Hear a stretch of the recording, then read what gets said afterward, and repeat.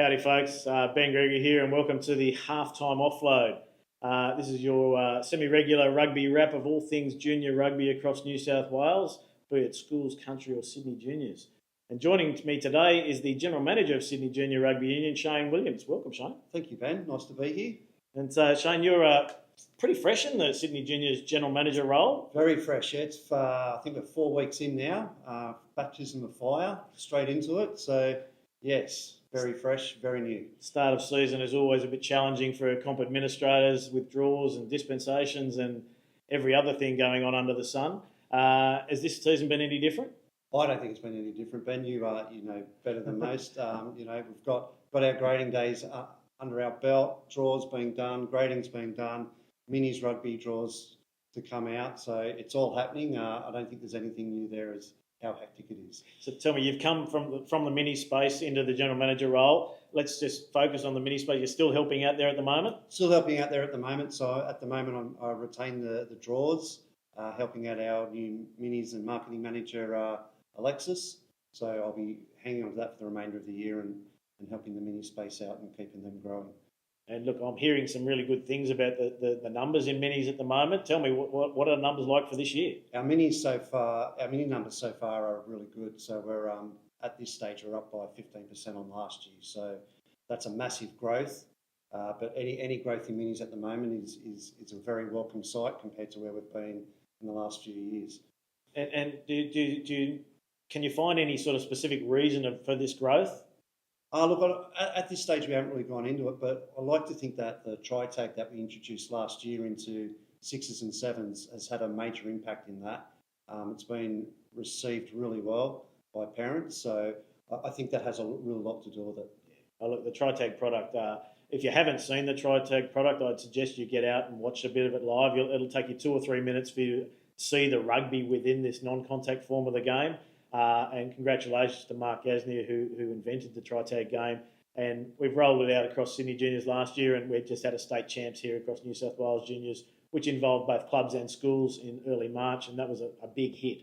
So I think that I tend to agree with you. I think it's a real important part of our game, and clubs across New South Wales can really utilise that as a great social piece. It doesn't have to be in season. It could be your summer competition, but it really brings people into your club, and I think the non-contact form will now be considered another arm of the club. You'll have your boys, you have your seniors, you have your women's, have your girls, and you're going to have your non-contact, and I think this really fits that spot. Yeah, absolutely. Clubs have really embraced the tri-tag, and we've got clubs who are already getting comps off the ground and trying to get comps off the ground for various age groups, male, female, mixed, parents, kids. So it's a really good scope for rugby to branch out in. So looking forward to it. And if parents haven't got a kids sport yet, get down and have a look at minis across Friday nights at Inner West, Sundays in the Gordon area, and in your general Sydney Metro on Saturday mornings. So have a look at the tri-tag. It's a great sport, and it'll grow kids into rugby really quickly. And Rugby Australia's expanded that tri-tag concept across the entire nation now? Yep. So that's it's now a format in all states. They've rolled it out into what they've called Get Into Rugby Walla and Get Into Rugby Tri-Time. So that's now their product that they've rolled out. What we did last year is now nationwide. So it's growing really quickly, and Rugby Australia have supported it really well. So excellent. And just for the folks at home, minis is what ages? Minis is our competition. Minis is under 6s to under 9s. Played across Friday nights, Saturday mornings, and Sunday mornings. And then we've got our Walla programs that clubs can run in-house from under 4s and under 5s. So there's plenty of room for kids of all ages. Once again, rugby's a game for everyone. Excellent. And so we move out of that space into the competition space, and Sydney Juniors, you run comps from 10s to 18s? 10s to 18s, graded comps. So, our under 10s, 10s, 11s biggest cohort, and they're running, from A grade down to D, E, F grades. The older age groups are a bit shorter, but still plenty of good competitions up there. Our 16s have expanded a little bit, so that's a good sign for rugby. And we've got a good cohort in the under 18/opens competition this year, where we're running it as a conference, 2 conference type thing. So yeah, definitely growing in some good areas. And I suppose the last little piece of the puzzle there is the girls. You're running the Sarah Ngrama Cups again? Sarah Ngrama Cups are running again. This year we are running a full competition alongside the boys. So, you know, they'll have their full 12 weeks of competition in all age groups as available. And they get their semi-finals and finals at the same time along with the boys, which is really good because it then moves into the pathways that have been expanded on in the representative area. Sounds like some really exciting stuff going on there at Sydney Juniors, and good luck to you with the season, and to Alexis with the minis in her new role. So some really exciting stuff. Yeah, excellent. Thank you, Ben. Okay, so we've spoken a bit about Sydney Juniors. Let's talk about what's going on in the rest of our junior affiliates. New South Wales Country. So New South Wales Country's had a fair bit of preparation for their season. Country zones usually are quite a bit ahead of their Sydney counterparts with selecting their rep teams, but it's the club comps that we want to focus on, and we're seeing a lot of action there around most of our country zones getting everything up and running. The one interesting piece that maybe, Shane, you can help us is I believe Matty Tink's doing some stuff with the young girls out in the Central West. Yeah, so Matt Tink, who's a great operator out there and is just come on as DO for Central West.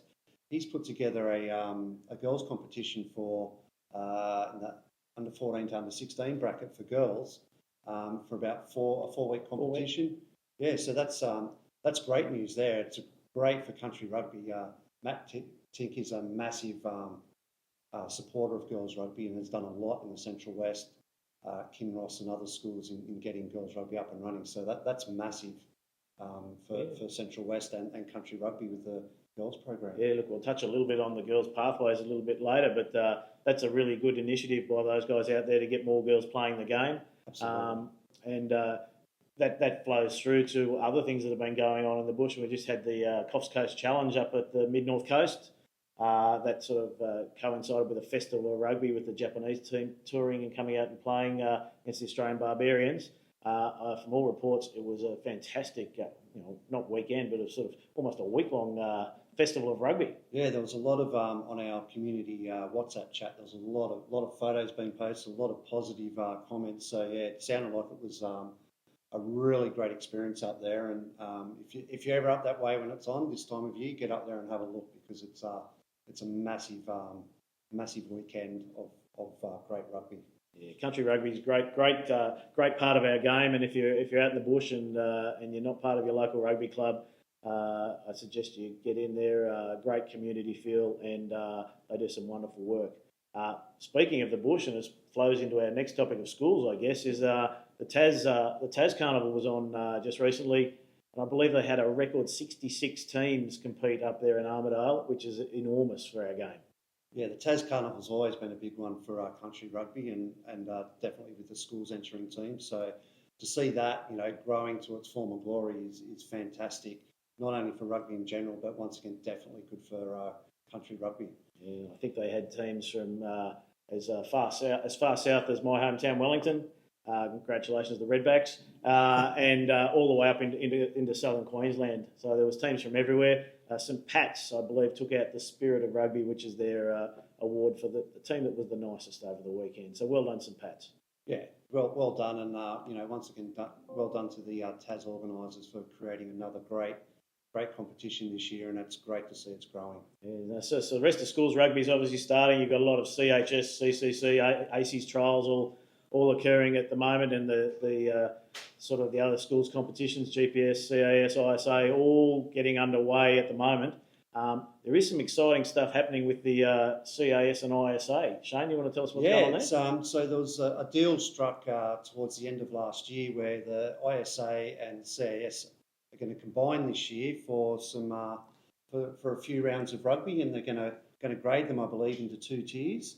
So the best of the best get to play each other, and all the kids will get to play some really good rugby in gradings that suit all their levels. So really exciting, and it's good to see that the schools are coming together to grow rugby in the Metro again. So really looking forward to that. And it's not just Metro. There's country teams in the ISA comp as well. So the likes of Stannies and Kinross are all a part of that. So great to see that initiative. Yeah, and ISO's gone a bit further. They've actually gone down. They're pretty much grading, so their Div 2 and Div 3 have all rolled into one now. So the teams that used to play in those lower divisions are now slotting against lower divisions. So it's pretty much a fully graded comp with semi-finals and finals towards the end of their season. Yeah, so, and they're going to be out at Bathurst, I believe. Semi-finals at Bathurst. Semi-finals at Bathurst. So, another great one for country rugby to score that. So that's going to be a massive weekend when that happens later in the year. Yeah, we'll be looking at all our referee resources to get out to Bathurst for that weekend. So if you've got a whistle, prepare for a tour out to Bathurst on that weekend. Absolutely. Lastly, on the schools is in early May we've got a pre-game to the Waratahs. Barker playing Shaw, the winners of last year's GPS and the winners of last year's CAS going head-to-head ahead of a Waratahs game. Yeah, I think that's going to be an absolute cracker of a game. Those two schools, their first 15, have shaped up quite nicely already this season. So, if you think it's a GPS runaway, I wouldn't be so sure. I think Barker are going to really put it to them, and they're going to be looking for a good result. Look, in fairness to the schoolboy rugby, they are different teams every year. Obviously, they'll be very happy with last year's performances from both the schools, but this year's a new year, a new bunch of kids, and they'll be all focused on trying to win their championships this year. So good luck. We look forward to seeing those two teams playing ahead of the Waratahs on May 9th. Yeah, and look, get out to that as well. Like, schoolboy rugby is good rugby, so if you want to see a hard clash, get out there early and have a look. Okay, well, that's about it for a wrap around the affiliates. Let's move on. New South Wales Rugby TV, your ultimate rugby destination. With over 2,500 live and on-demand replays, you'll never miss a tackle, try, or triumph.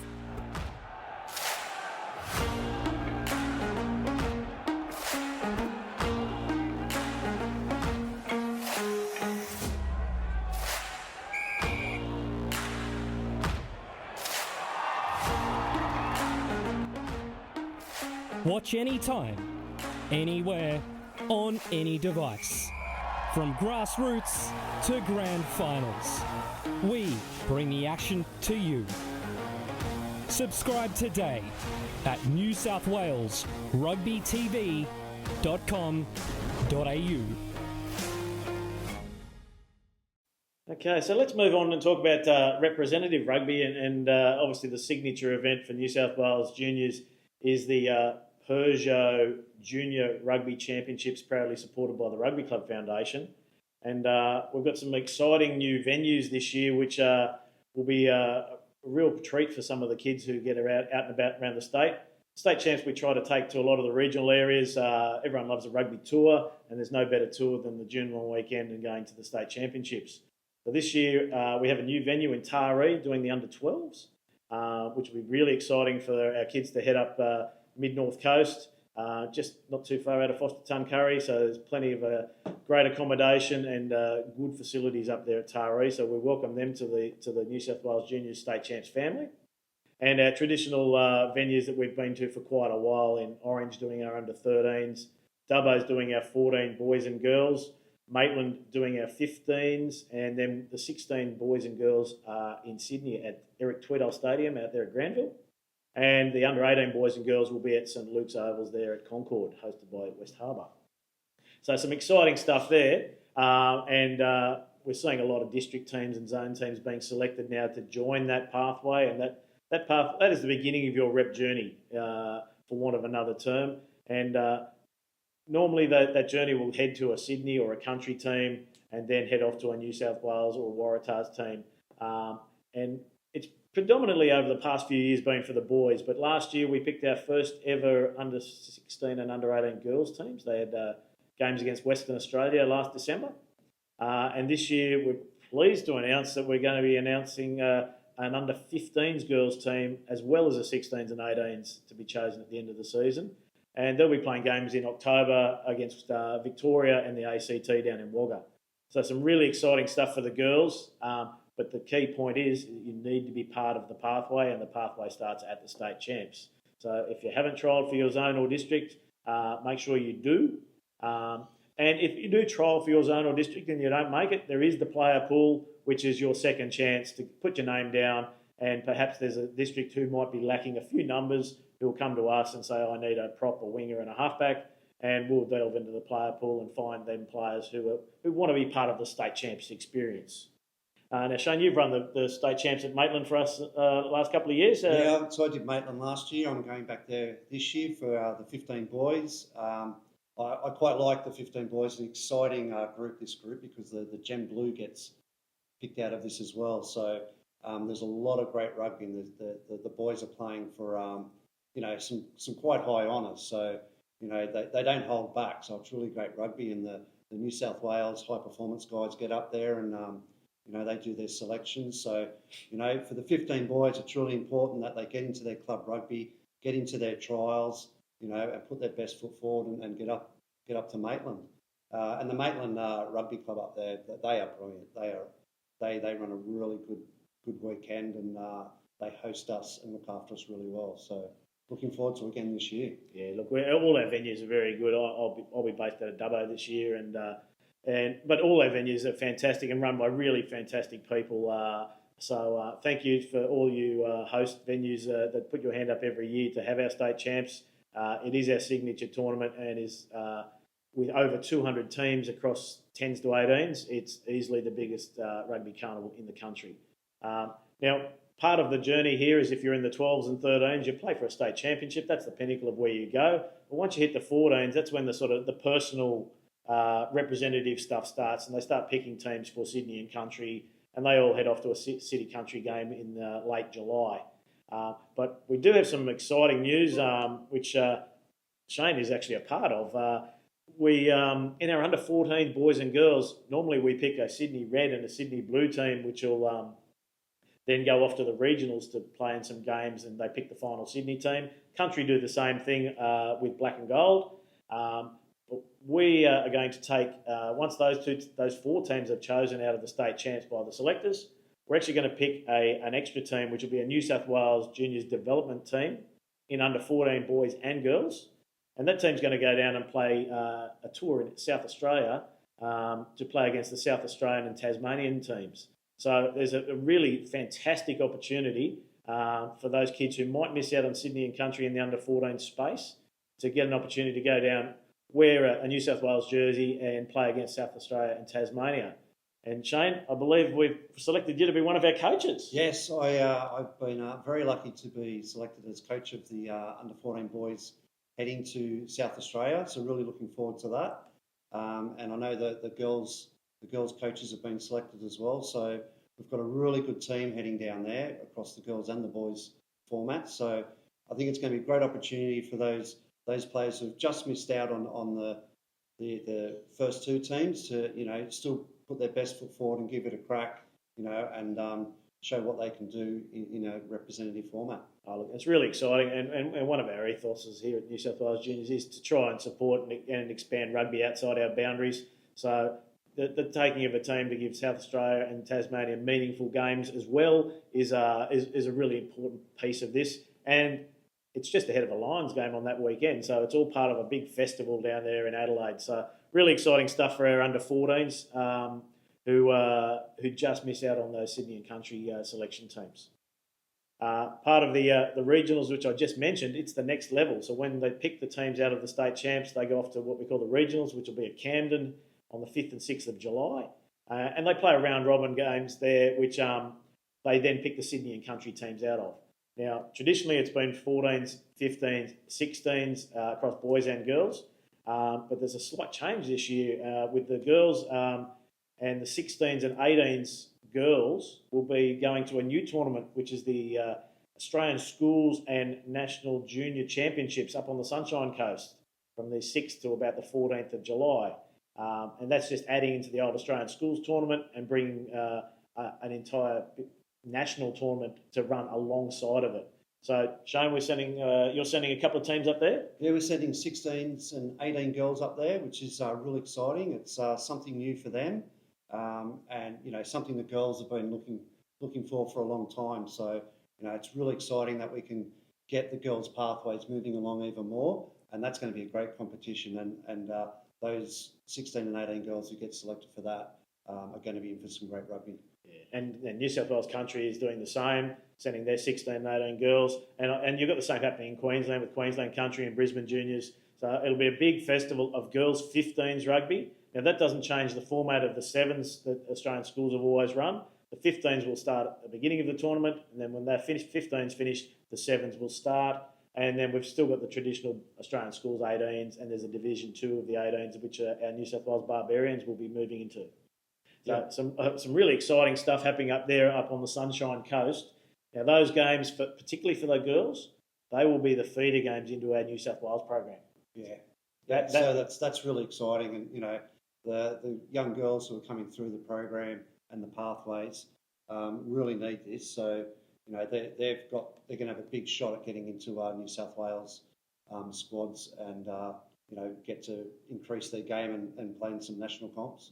Now, the fact that we're picking a 15s state team for the girls, but we have only a 14s and 16 state champs, means that we will be identifying the age eligible girls. There could be a couple of the under 14s who make it up into that team, who are the better 14s. Selectors will make those decisions. But it's the whole pathway. It'll be the state champs, it'll be the nationals, and it will be the city country game are all factors in that selection. So girls, once again, that is the pathway and how it works. Make sure you are involved because the opportunities for you, we've never had them before. Yeah, so really exciting. They're just getting bigger. Get into your club rugby. If you're not there now, sign up now. Get into it. That's where it starts at club rugby. Then you've got your pathway set. Now, the regionals, which I digressed a little bit off, but the regionals, it was where the Sydney and country teams will be picked for all the rest of the teams that head there, 14, 15, 16 boys and 14 girls. We do have some exciting guests coming to the regionals again this year in San Diego, sending 2 teams across, which will be a highlight for the kids to get to play against the Americans. They sent 1 team over last year, and they were a big hit. This year, they're sending 2 teams to the regionals and 1 team to the under-18 boys state champs. Yeah, that's really exciting. Rugby's just getting bigger and bigger, not only in this country but in the world format. And Americans love the game, so that's a massive opportunity for those kids. Yeah, so the state champs we've been national, now we're international. Yeah. So looking forward to that. Look, if you want any more details on the rep pathways, go to the New South Wales Juniors website. There in the news articles there is a full story on the pathway for girls from every age group and for the boys for every age group. So you can follow your rugby journey all the way through from club rugby to your New South Wales teams. So check it out, and if you've got any questions, make sure you ask your club president. Okay, and welcome back. And joining me now, we've got an exciting guest who's actually the patron of New South Wales Junior Rugby Union. She's also the captain of our Waratahs women's team, Piper Duck. Welcome, Piper. Thank you for having me. I'm excited. Oh, thank you for coming. It's really exciting. Really exciting to have you here. Before we get into sort of your journey and a bit about you, you got injured and missed the final. Yes, I did. Unfortunately, I dislocated my left shoulder in the semi-final. Yeah, I was pretty disappointed. Seen a few surgeons, everything's moving in the right direction now. Yep. Progressing well, which is positive, but That's unfortunately, missed the final. But honestly, so stoked how the girls went. It was if anyone that got to watch it, it was such a cracking game of footy, and they played such a entertaining style of footy too. So it was unreal to be a part of it. They did indeed. It was actually the semi-final and the final, but a couple of really exciting games to watch. If you didn't get out there, you can still catch those on a stand replay, I'm sure. But have you guys never lost a game to an Australian team? Never. Never lost a game? Never. And that's something we're quite proud of. No, we've never, I've never lost against the Australian side. The only team we've lost to was Fiji. Wow. Yeah. Okay. Yeah. That's a big feat. How many years has that gone over? It started in 2018. Wow. So 6 years. Six, 7. Oh, wait, sorry. How many years has it been? Yeah, I'm pretty sure 2018 to 2017 it started, so it's been 7 years of the competition. That is exciting. Yeah. That is exciting. And so, look, the girls obviously went on and won the Super W trophy again, which is really exciting. And obviously they're going off to play the New Zealand and playing the Blues, is it? Yeah, so they're actually making history. So it's the first time that the Australian and New Zealand side have come together. So this game for us tomorrow on Thursday is huge, because it kind of shows the talent of both New Zealand, the Upiki comp, and our comp coming together. And it's a historic moment, because well, we want to play more rugby, right? Yeah. So by having this and showcasing the competition between each other kind of opens that gate, I suppose you would say, to that next level of competition. Hopefully in the future, the near future, bringing those comps together too. So it's very exciting, and it's a big moment for the girls on Thursday. Well, look, congratulations to you and the team. Wonderful effort again, and good luck against the Blues. But it's the perfect segue into, you mentioned the sort of pathway for the professional players growing, and we're all about pathway in juniors and where they came from. And we've spoken a little bit about the growing female pathway across junior rugby in New South Wales. But tell us, how did you get into junior rugby? Oh gosh, it's probably very different to what you would see now. So I'm actually from Tumut, New South Wales. So back in the day, I was playing basketball in league tag, and it was back in the 2016 Rio Olympics. So Shani Williams is from Batlow, which anyone that kind of knows the geography is probably 20 minutes from Tumut. So she was our 10 Olympian. So I was actually sitting in the lounge room and goes, oh, like a young girl, a young woman that we know, went to school with my cousin, blah, blah, blah. We should watch her. She's on the TV. She'll be playing the Olympics. I'm like, yeah, no worries. Turn on the TV, and here's this format of the game I've never seen. And I grew up playing league in the country, league tag, never a lot of union. And I remember watching it and saying to Mum, the first thing I said was, you told me women couldn't play tackle footy, because I'd bought it a few times, watched my brothers play. I was like, I really want to do this. Just never got to. And then I started playing with the Tumut Bullets. So I was 14, 15 at the time. With the women, and I had trained probably for about 3 or 4 months just training. And then I played in their semi-final. And from there, I got the opportunity, got picked up with the under-17s rugby side. And I actually went to nationals that year with that team in Perth. And then I got the opportunity to come to school in Sydney at Barker College. I got a scholarship to go there. Kind of dropped off from rugby for a little bit, just played it at school. And Gordon Junior. So I was really enjoying that. And then in my year 11 in 2018, I made the under-17s 7 side for New South Wales. And then from there, I kind of just haven't looked back. That was kind of a moment where I went, oh, I'm not bad at this. The rest is history. Yeah, and I've just kind of just carried on from there and just had a few different pathways. It's a much different journey to what is on the cards for young girls now, both in the bush and in the metro areas, who can pretty much play tackle footy with the boys to up to under 12s without any sort of mixed gender dispensation. But these pathways that we're trying to create for these young girls, and I suppose even in the schools comps, they've got Chloe Dalton Cups and that sort of stuff now, which is stuff that we just did not have when you would have come through. Well, I was part of that creation. So in 2017, when I moved to Barker, we created the first ever sevens team at Barker. So I was actually part of that transition period for schools for young girls playing sevens in the Sydney metro area. So I was part of that, and by the time I graduated in 2019, I went from having no schools to play. So we actually played Gordon in Year 10 because we had no other schools to play. And then by the time I hit Year 12 and graduated, the comp was too big to field on one evening. So it was actually crazy to see that progression even in my 3 years of schooling and being part of that. And then when I graduated, I go back there now, and it's, as you would know yourself, like you said, the Chloe Dalton Cup, now it's got a name. And it's like, it's just huge. And to even have been a part of that in the beginning and now seeing how that's, like, God, that's changed so dramatically. We had a fight to get a field. We couldn't even get a full field. We played on half a field because we couldn't get one. And now to see it now, like unreal. And what it's been, God, how old am I now? 7 years, 8 years since that started? Like, that's crazy. That's I actually did not realise you were one of the trailblazers. That's I don't know about trailblazer. I was in the comp at the start. I'm happy to go with trailblazer. But no, that's really exciting and a great connection piece now that you're our patron. No, it was actually kind of, it's all got me into rugby. So it's actually why, because when I played the Brumbies that first time, probably wouldn't have kept playing because there wasn't pathways.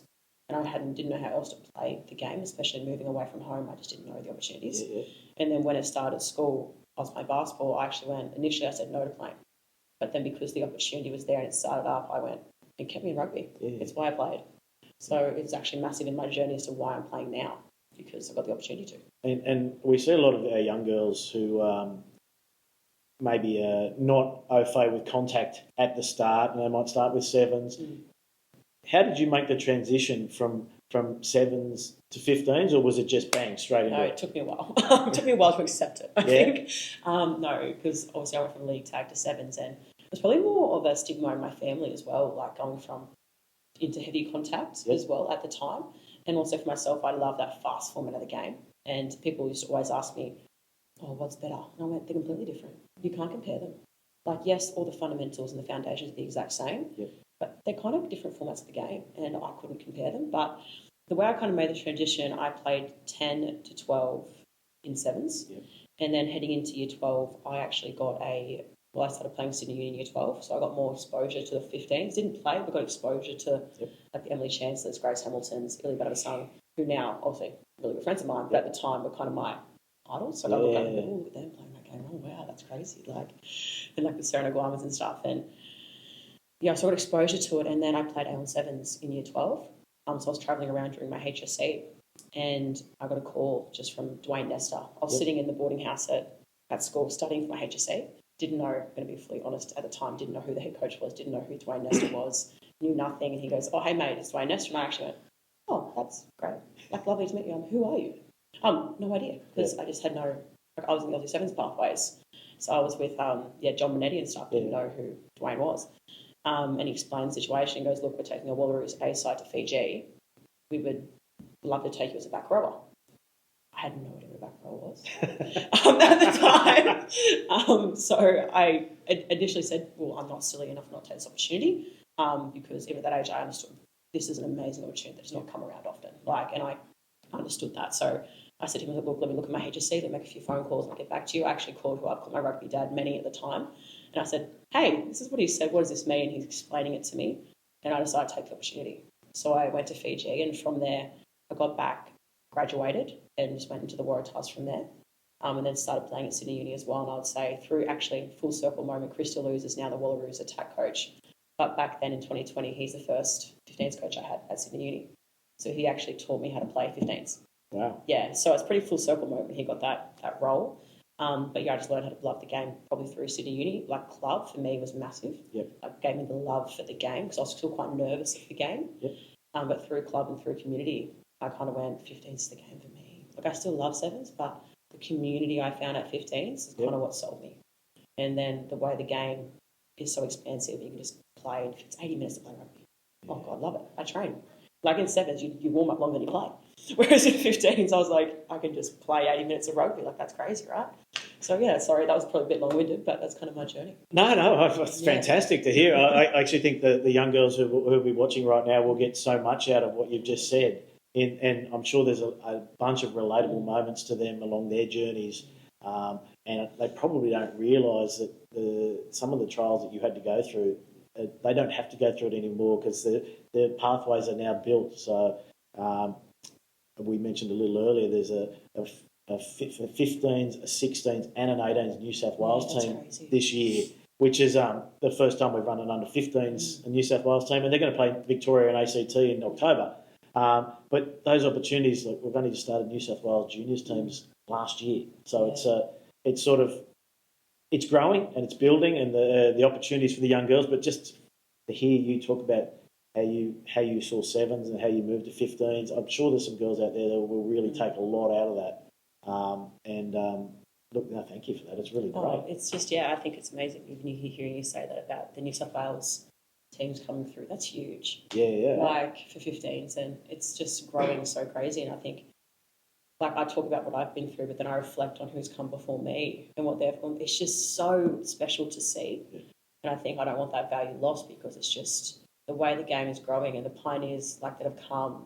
Yeah, it's just crazy to see these young girls coming through who at 17 are so talented. Like, we have 16, 17-year-olds in our squad, and they're so exceptionally talented. Yeah. So to me, the exciting thing is, and I think it could be for you guys too, is by the time they hit my age of 24, even older, what are they going to be? Yeah. Like, talent-wise, like, what is that going to look like? Because there's opportunities now happening so much younger. Mm-hmm. Like, that's exciting. 100%. So just one last thing. What would be your message to a young 12, 14-year-old girl out there who's got an interest in rugby but maybe hasn't taken the step? I think, I'm going to say do it. But I think the thing is, for me, it's more than rugby. And if you might feel like there mightn't be a space for you, there is. And I struggled for a little bit finding my community, and as soon as I found rugby, I found my community and I found my people and I made my best friends. And it's so inclusive. I know we always say it, but it's so true. And if you're looking for a best mate to have some fun and enjoy doing something on the weekends during the week with someone, this is the perfect game for you. And yeah, I just think that pretty much sums it up, right? I play rugby because I love it, not because of what I get to do. Yes, that's nice, but I just love the game, and I think you will too. Well, I don't think we could finish with a better bit of advice. Thank you very much, our captain of our state team and our patron for New South Wales Juniors, Piper. Thank you for coming and chatting with us, and good luck with your recovery. And we'll look to see you back on the field really quickly. Thank you so much. Thank you. So when we're talking about state champs, Shane, the thing that most people get a lot of interest in, and we get plenty of questions at the venue, is the merch. The merch is a high property detail, and it goes really quick every year, and people are always going, "Oh, is it you're too slow? Yeah. Get in early." Yeah. So the merchandise store is open. It's on the Sonali website. The password is NSWJRU, nice and simple. And all the merch is online only. The days of us carting boxes to venues is probably over. But if you're interested in some of the merchandise, you can see over Shane's left shoulder the State Champs hoodie. That is this year's State Champs hoodie, and I can tell you it's amongst the most comfortable that we have produced. A big hit, New South Wales Rugby written across the back. So on my right-hand shoulder, we have a commemorative limited edition hoodie, which is we've only made 100. So if you're into your signature gear and limited edition, there is only 100 of these ones made in the green. So both of those are available on the online store. There's caps, beanies, bucket hats, long sleeve t-shirts, vests. There's shorts. There's a whole range of things which you can purchase. But you must go online, and as Shane mentioned earlier, it is limited stock. So once it's gone, it's gone. So don't delay. If you're thinking about being in the 10s and 11s later in the year, don't think that there's going to be fresh stock for that. There's not. It's all available as of today. If you want to get in and get your size and make sure you get your merchandise for the year, I suggest you act fast. Get in real quick, because these jumpers, I can tell you, they're real comfy. Right? They are nice, warm, and fleecy. And those who are travelling out country way, you're going to need them. So get in quick. Yeah, the beanie was a suggestion that came out of Dubbo and Orange last year when it was a bit chilly. I'm not surprised. So that's part of our new range. But yeah, look, Google Sonali shop. If you can't find it, ask your district or zone president. They all have the links. But as I said, get on early. And if you can't find it, it's always there's posts on our Facebook and Instagram pages which will help you get there. So the merch is popular, and don't delay is the message. Okay, and joining me now, we've got a special guest. We've got the CEO of New South Wales Rugby, Peter Murphy, joining us. Hello, Murph. How are you? BG, good, and yourself? I'm very well, thank you. And tell me, lots happening in New South Wales Rugby land. What's obviously with a juniors lens? What's going on over at New South Wales Rugby in your neck of the woods? Yeah, look, it's been a busy first quarter. We've had a really good quarter, good commercial signings. Obviously, growth is going through the roof. Waratahs winning, women winning well. That all goes well for rugby in New South Wales. We've got some exciting things looking forward to going forward. Obviously, with the juniors kicking off, club rugby kicking off, Shoot Shield, subbies kicking off all after Easter. It's an exciting time to be in rugby. We've got the Lions coming. Things are looking up. And for those that aren't aware, Murph's still got one foot in the Positive Rugby Foundation camp. What's happening on the foundation? Yeah, the foundation's obviously we continue to drive our rugby for good work across the state, which is really important. Focusing in on those programs, Rugby Tackle Live, Get Talking, etc. That really helps the community from a social responsibility point of view. With rugby is that lens, and that's an important part. So the foundation continues to grow. We continue to raise good dollars. Government's been great, and working with all of our partners is an important part of how we're growing the game. And I suppose with our juniors focus lens on right now, part of the big opportunity is our new partnership with Peugeot. Yeah, look, it's a really exciting partnership. Obviously, Peugeot, a leading brand in the car manufacturing area, providing great support to us. And look, they've given us a free vehicle that we're going to raffle off throughout the year. So that's an exciting part where every club can get involved. But, that's an important part of actually how we get more funding into Rugby Inc. in New South Wales at club level as well. Yeah, so for those that don't know, the Peugeot raffle will be coming to a club or school near you, and it's a perfect opportunity where you sell a ticket and half the money goes back to the club or school that sells that ticket. So it's a great fundraising opportunity for our clubs, schools, teams, etc. But it's also reinvesting back in the game. So a huge thanks to Peugeot. Peugeot are now the one of the major state champs naming rights sponsors. It is the New South Wales Junior Peugeot State Championships, proudly supported by the Rugby Club Foundation, and we couldn't be happier with the relationship. Look, it's a great raffle, right? It's a $55,000 car, hybrid car. That's an enormous benefit to us, and obviously it's a state raffle, and every club can get involved. And obviously we'll be writing to you about that. Sign up, as Ben has said, 50% of each raffle ticket goes to support the club in their fundraising efforts. Yeah, and that's schools as well, not just clubs. It's across all our junior rugby affiliates. So country, Sydney, schools, we need you to get involved, and we need you to sign up early so you can get the benefits for that. And when are we drawing it? Like late in the year? Yeah, late in the year. Obviously, we're probably going to draw it in probably October, November time, probably.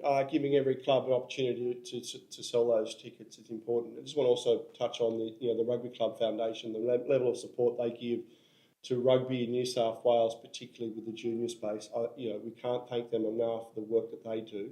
Obviously, great partnership with New South Wales Rugby, New South Wales Junior. So really supportive.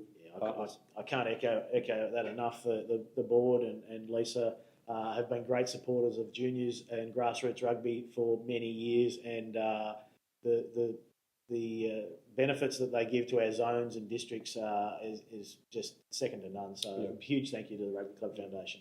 I think the other part I forgot to mention is we've got our 2025 to 2027 strategic plan coming out. Really exciting stuff in that around participation, growing number of players across New South Wales. And I know that New South Wales juniors are actively involved in driving that participation number. So, look, that will be coming out, and we've got some exciting stuff later in the year as well. Well, look, mate, thanks for giving us a couple of minutes of your time. I know it's a start of the season. It's a busy time for all, but probably none more than the head shireen. So, mate, good luck with everything you're doing, and thank you from New South Wales Juniors for everything you're doing across the game. Too easy, mate. Thanks, New South Wales Juniors, everyone else supporting us. Really appreciate it. Cheers.